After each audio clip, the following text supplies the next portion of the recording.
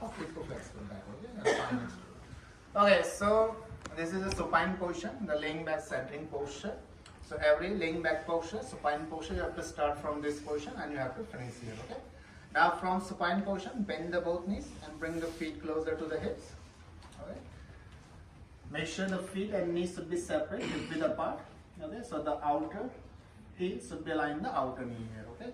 Now from here, the important thing, make sure the both inner feet should be parallel to each other. So do not turn the feet in and out, okay, like this way. Because in the Setu Bandhasana and in all other back bending posture, there is a tendency, if you are not very conscious about your feet, the feet started turning outward, okay, like this way. And if your feet is turning outward, it will take your knees also out. And if your knee is turning out, that means your leg is rotating externally from the front, but from the back is rotating internally. And internal rotation of the back leg, it's make the glutes, the buttock muscle, overactive, okay, over engaged. In the all back bending posture, the glutes, it should be active, it should be engaged, but should not be overactive, should not be over engaged.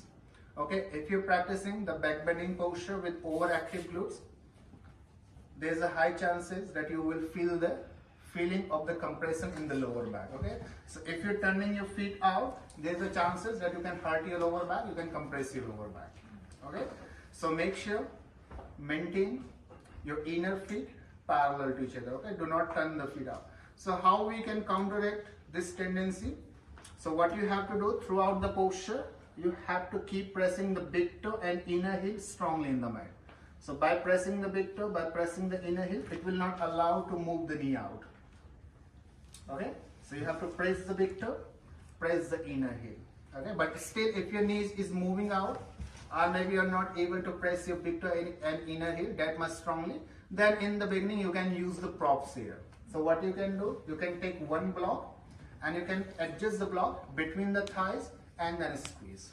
Okay, if you're not comfortable with the block, you can take the belt and you have to adjust, bind the belt here, okay, in your lower thigh, okay, above the knees.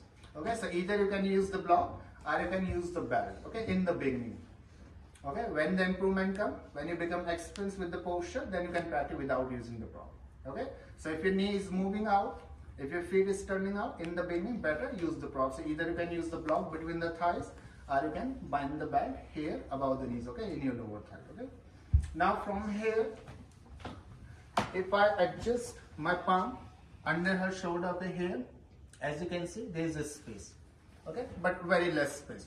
But in some people, you will find much space here, okay, for those people who have a rounded shoulder, okay, frozen shoulder.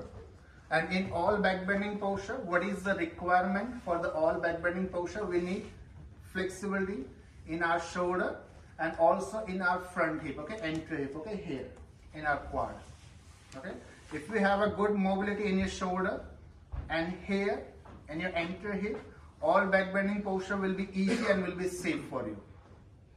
Okay, so in this posture, Setu Bandhasana, what we do in this posture, first we raise the hips up, then we bring our chest closer to the chin. But if you have a tight shoulder, if you have a rounded shoulder, so the moment chest closer to the chin, it will become less, it will become short, okay, limited. Okay, you will not feel much chest opening, okay, you will feel like most of the bending is coming from the lower back, not from the upper back. But this is a more upper back bending posture, okay, and less lower back bending posture. So if you have a tight shoulder, okay, so most of the bending you will feel from the lower back, okay, not from the upper back. You will not feel like chest opening, okay. So how we can adjust the posture for those people who have a rounded shoulder, those people who have a tight shoulder, and most of the bending they are feeling from the lower back, not from the upper back. Okay, so very simple adjustment. So can you raise your hips up?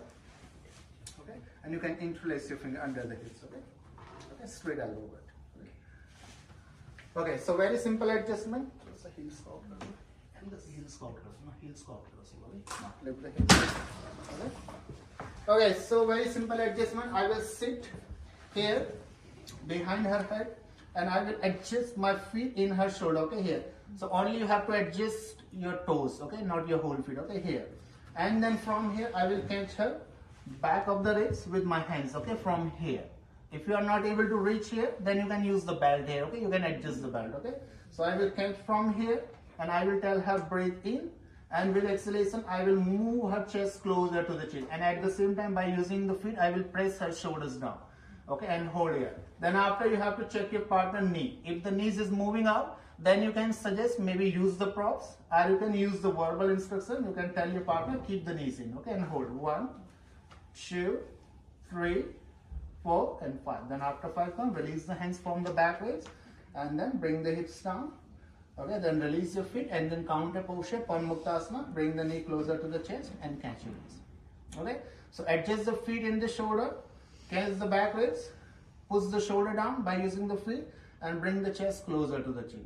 Okay, after, if your partner knee is moving out, then you can suggest maybe use the prop, or just use the verbal instruction for adjust the knee. Okay, so go in the clear and try this adjustment.